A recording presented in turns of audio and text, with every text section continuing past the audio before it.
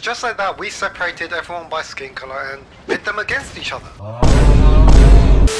Okay, that sounds bad. Let me just backtrack a bit and tell you about my school. A long time ago. It wasn't even that long ago. It was barely 10 years. I was going to school, just like the good Asian child that my parents hoped of me. But unlike many Asians in this world, I was different. I was westernized. Now my maths, still good. My height, unfortunately, still small. But I liked football.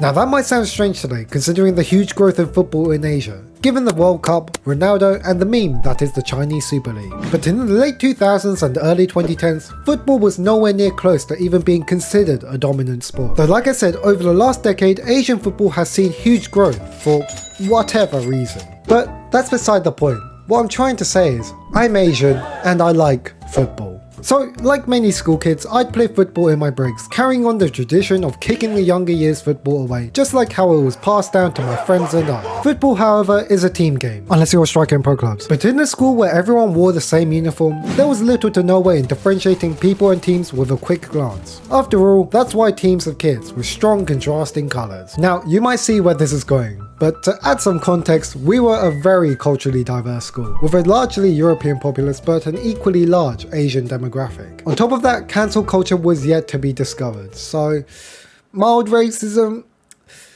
wasn't good. It was still bad, but it wasn't completely off the table. I made a severe lapse in my judgment.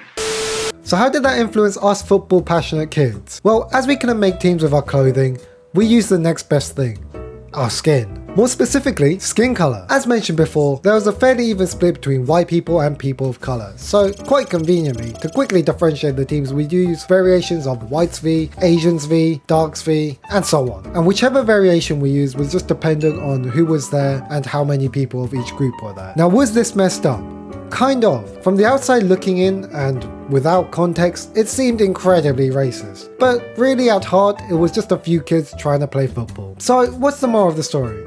I don't know. I honestly don't have one. I just thought this was a funny story to tell, as it had only occurred to me how offensive this might seem when I'd spoken to people from predominantly white schools and told them about this methodology. So was this a culture clash or just subtle racism? Let me know in the comments down below. But also, if you enjoyed this video, let me know because I'm trying out this new story time style of video. But otherwise, have a great day and bye bye.